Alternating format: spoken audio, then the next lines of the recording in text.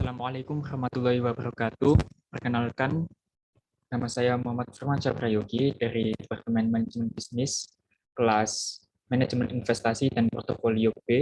Di sini saya akan mempresentasikan tentang tugas besar saya yang berjudul Analisis Saham PT Smartfren Telekom Tbk.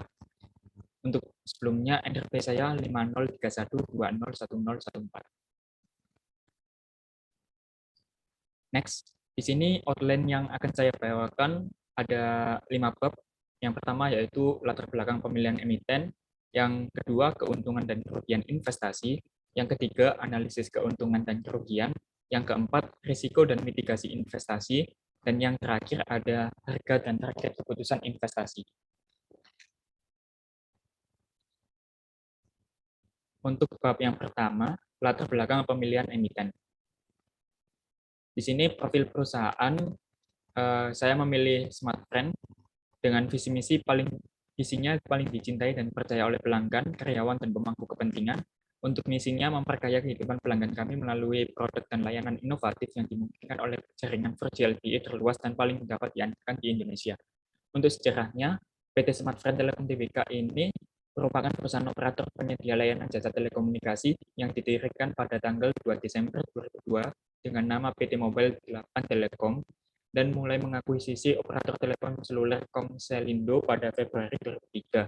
Dan pada Maret 2011, Smartfren berubah menjadi PT Smartfren Telekom Tbk yang sebelumnya yaitu PT Mobile 8 Telekom, dan per tahun 2020 memiliki total hingga 27,9 juta pelanggan dan meraih pendapatan hingga 9,41 triliun. Dengan selanjutnya terdapat kepemilikan saham dari PT Smartfren dan kegiatan usahanya. Next, ada struktur organisasi dari PT Smartfren dan juga sumber daya manusia. Untuk analisis fundamental, terdapat analisis aset, analisis net profit, analisis earning per share, analisis price to earning ratio, analisis return on equity, analisis return on total asset, dan analisis debt to equity ratio. Untuk yang selanjutnya yaitu analisis technical.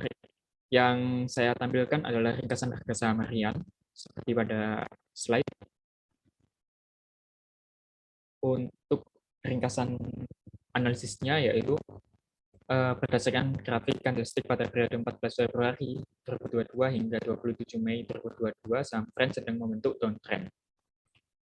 Bagi investor atau trader, alangkah baiknya tetap memperhatikan faktor lain yang memungkinkan saham akan reversal dalam jangka waktu dekat, sehingga dengan asumsi belum tentu benar dan keputusan yang baik untuk saat ini adalah hold atau buy dengan harapan untuk mendapatkan keuntungan di periode ke depan.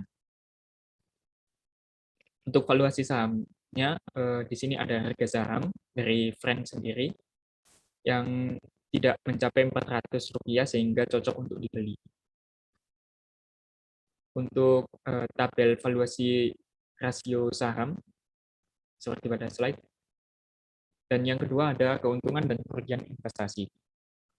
Di sini saya telah membuat analisis action saham mulai dari progres 1, progres 2, progres 3, progres 4, progres 5 hingga progres ke-6. Sini saya telah membuat ringkasan transaksi harian dari saham Smartfren yang saya beli dengan keuntungan total sekitar Rp3.300. Yang ketiga ada analisis keuntungan dan kerugian.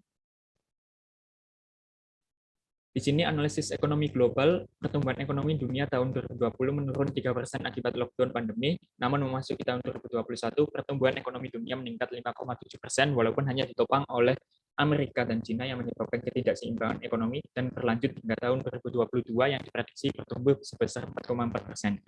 Untuk analisis ekonomi lokal sendiri, karena kebiasaan aktivitas di kala pandemi membuat hampir seluruh kegiatan mulai dari bertemu, sekolah, kerja, rapat, hingga belanja memerlukan koneksi internet agar terhubung satu sama lain, sehingga permintaan telekomunikasi dan data internet semakin meningkat pesat dan diperkirakan akan berlanjut ke depannya. Untuk yang selanjutnya ada tinjauan industri, eh, di mana semakin berkembangnya industri telekomunikasi akibat pandemi dan mulai kemunculan kompetitor baru, perusahaan layanan 21 telekomunikasi berlomba-lomba melihat peluang untuk meningkatkan kapasitas jaringan dan memberikan layanan telekomunikasi yang berkualitas. Untuk posisi persaingannya sendiri, perusahaan Friend berada di peringkat 4 dari 7 perusahaan dalam industri yang sama. Friend termasuk ke dalam penantang pasar, di mana mereka mencari kelemahan pesaing mereka dan menyerang dengan memberikan inovasi yang lebih unggul. Untuk analisis keuangannya, dapat dilihat setiap tahunnya Friend mengalami peningkatan, walaupun masih dalam nilai yang negatif.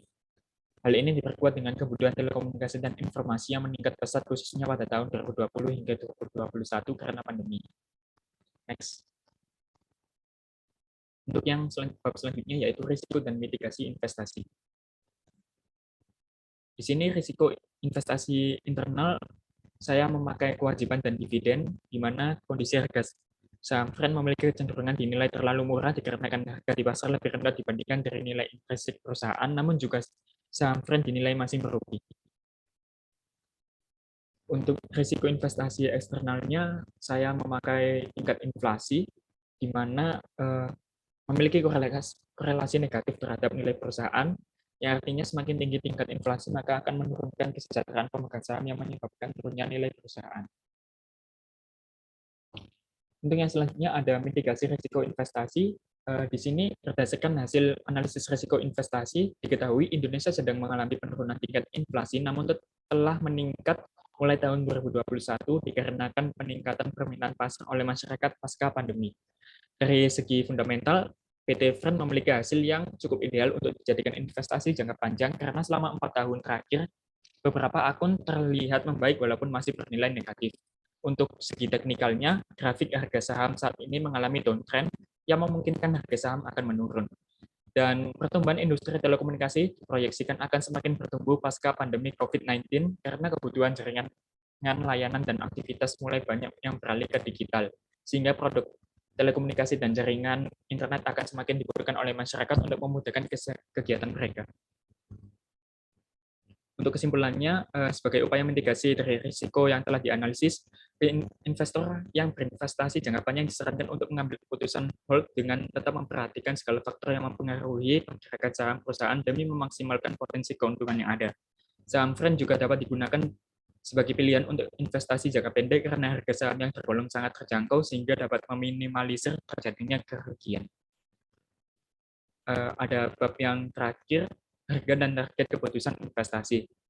Di sini saya menetapkan untuk harga buy membeli ketika indikator stokastik oscillator berada kurang dari 20, yaitu harga pada saat 68 hingga 70 rupiah. Dinilai ideal karena harga rendah dicapai ketika kondisi harga saham mengalami oversold sehingga mencapai keuntungan maksimal. Untuk target harga hold, keputusannya menahan ketika indikator stokastik berada pada nilai 20 hingga 80, yaitu harga Rp76 hingga Rp83. Dan yang terakhir ada target harga sell, keputusannya yaitu menjual ketika indikator stokastik oscillator berada lebih dari nilai 80, yaitu harga Rp80 ke atas. Nilai tersebut didapatkan berdasarkan riwayat harga Friend. Sekian presentasi dari saya. Apabila ada kesalahan, saya mohon maaf dan semoga bermanfaat bagi kita semua. Terima kasih.